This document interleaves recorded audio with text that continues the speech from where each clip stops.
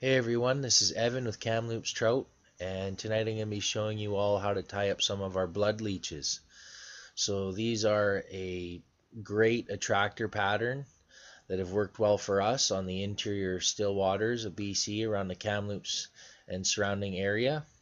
So we'll just show you how to tie those up, and hopefully you can catch some fish with them. So I'm just tying in some micro pine squirrel zonker strips in Leech red, and that's a product made by Wapsi, and I'm just tying on a size 10 natural bend hook sold by Togen's Fly Shop.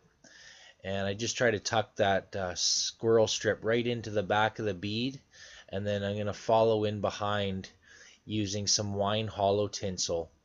And we're also going to be using some UTC red wire, small.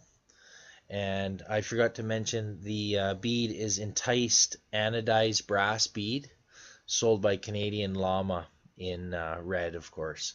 So we're just going to tie down that hook shank, and I go all the way to about where the hook point is, and I'll stop there. And that's when I'm just going to take one strand of red crystal flash and fold it in half, so that we got one strand sticking out either side of the fly.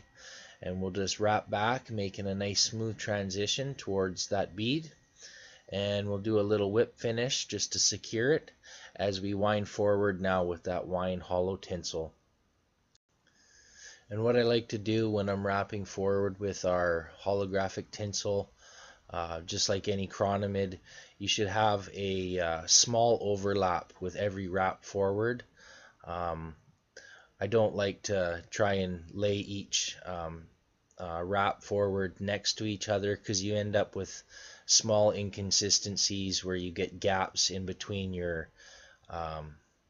tinsel, or you can get a lump or a spot where the wire might want to get caught up in. So by doing a small overlap, you get a nice smooth body on the fly.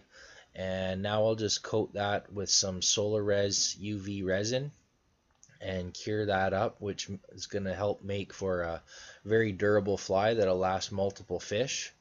Hopefully that's not going to fall apart on us, because trout do tend to smash these things pretty hard when you're stripping them through the water.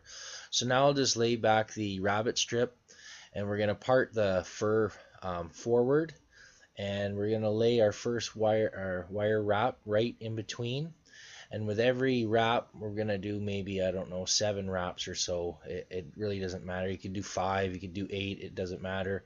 But the biggest thing is to part accordingly the fur with the width or spacing with every wrap forward that you do. So if you're not liking how it's looking, if it's parting the fur too much or pushing the fur forward too much, you can always just go back and part those fibers or that bit of fur a little bit more or a little bit less, just to try and make it a little bit more consistent and even. Probably not going to always get it perfect, but just try and shoot for as many even segments as you can.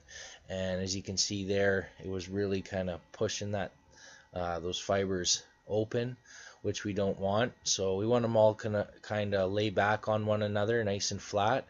So once we get to the front, we're going to wrap maybe 3 times and suck that wire right into that bead and break it off, and trim our crystal flash to the appropriate length, just short of the tail.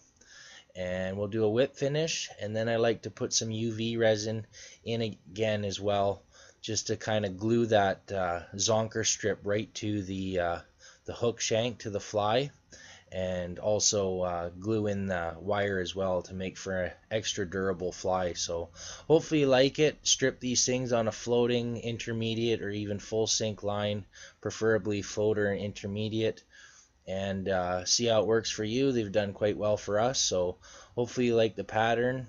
Sorry it's been a while since I put one out, but we'll try and do some more videos for you in the future. Stay tuned and check us out at www.kamloopstrout.net. Thanks for watching. Cheers, tight lines.